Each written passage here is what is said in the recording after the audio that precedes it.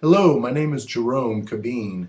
From 2008 until 2010, I served as a missionary in Liberia, Africa.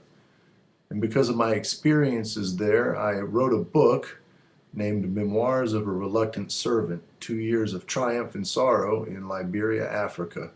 And I'd like to read you an excerpt from the first chapter, which is named Little Generals.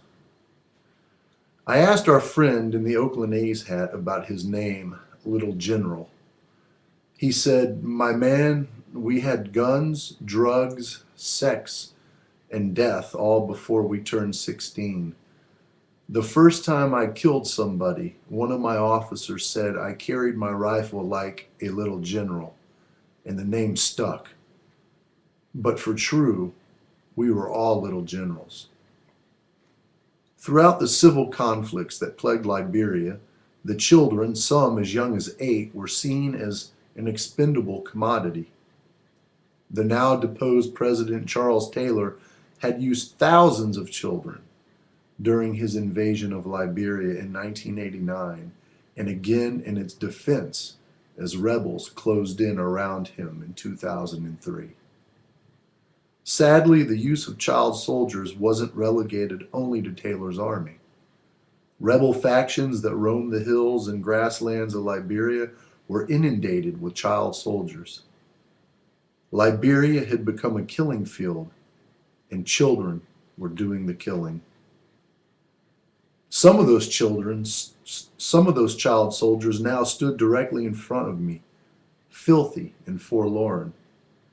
Ahead of them lay hopeless lives of begging to survive with incomplete bodies.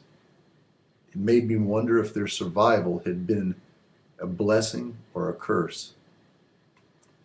I had come to Liberia to work with children who were orphaned or displaced because of war. I thought I was prepared for what I would meet here. Yet, when everywhere I turned I met people eager to share their horrific stories, I realized nothing could have prepared me for this. Before leaving, I turned to the one who had first engaged me. I asked Double D about his name, and he shrugged and said it stood for death and destruction. He hadn't spoken much, and I asked him if he had anything he wanted to say. His nimble fingers played nervously with the tenuously attached number 3 on his Detroit Pistons jersey. He shrugged and said, "What is there to tell? We did bad things. But we were young, oh. We had cocaine and heroin running through our bodies, and we had guns. We snort plenty brown. I knew this to be a mixture of cocaine and gunpowder. That is a potent mixture, is it not, my good friend?" It was more of a statement than a question. He looked up at the sky and took a deep breath, then continued, "We all killed people for true. We died too in such a way. You getting me? If we were lucky, we would have had our heads blown off," he said, pointing an index finger at his temple, "and not our legs. The dead, they're back in the soil of Liberia, but they the lucky ones. No boogeyman comes for them during sleep. They don't see the demons, oh, and they don't hobble around begging for money. The dead, they laugh at us."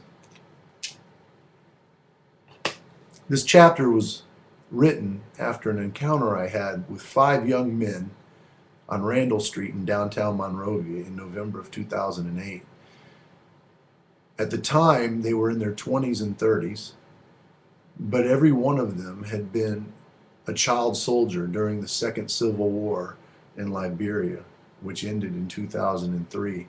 Some of them had been child soldiers for the government.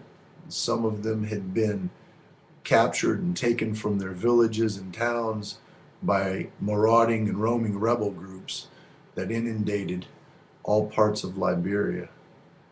Every one of them had something in common. They were living on the streets, begging for money, and they were all missing parts of their body. A leg, a finger, a hand, and every one of them had an unbelievable story, horrific. In the encounter with these 5 young men, it drained me physically, emotionally, and spiritually. And that is what led me to really use this first chapter, Little Generals, as the starting off point for my book, because it was so powerful. I spent about an hour with these young men. It was just absolutely eye-opening for me. I had spent 4 years as a missionary in Honduras, Central America, before my duty in Liberia. And I thought some way, shape, or form Honduras would have prepared me for what I was going to encounter in Africa. But any of you who have been to Liberia know that until you experience the country and the culture and the people, there's no way to describe Liberia to others. It's something that has to be experienced, and it's something that cannot be described with just words. And as I continued to live in the country, I garnered more inspiration from the children of our mission. And in fact, this is the cover of the book, and its title is Memoirs of a Reluctant Servant. The flag that appears on the cover of the book is actually in the room behind me. If you look over my right shoulder, and you'll see the flag hanging on the wall. That's the same flag that appears on the cover of my book. And the children that are on the cover are some of the incredible children that I lived with for 2 years and served for 2 years at Liberia Mission Incorporated. The book is available to buy right now at Amazon.com, and there's also a website that is set up so you can learn more about our mission, you can learn more about the book, and you can learn more about the incredible country that is Liberia, and that is at www.readreluctantservant.com. I also have a Facebook page for the book, and I encourage you to go by and visit it and spend some time, and if you like it, then please click the like icon. But go to Amazon.com right now and buy the book, because every copy that sells, part of the proceeds are going to be donated straight back to Liberia Mission Incorporated to continue to help educate, feed, and clothe our children. This is their story, this is their voice, and it deserves to be heard by the world, because these kids face unbelievable odds every day just to survive, and they deserve to have their story heard. Thank you for your time. God bless you, and look for more updates soon.